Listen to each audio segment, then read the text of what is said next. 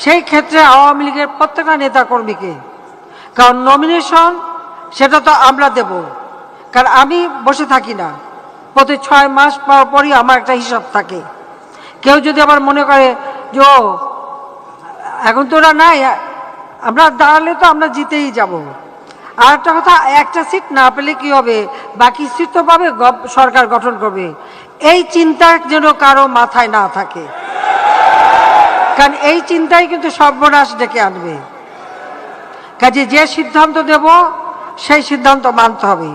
আর এখন এই অগ্নি সন্ত্রাসীদের বিরুদ্ধে প্রত্যেক প্রতিরোধ গড়ে তুলতে হবে, প্রত্যেক এলাকায়, শুধু এই ঢাকা শহর বলে না, যেখানে যেখানে তারা এই ধরনের অগ্নি সন্ত্রাস করবে সেই এলাকায় কত বিএনপি আছে খুঁজে বের করতে হবে, বা জামাতে খুঁজে বের করতে হবে, ওগুলিকে ধরিয়ে দিতে হবে।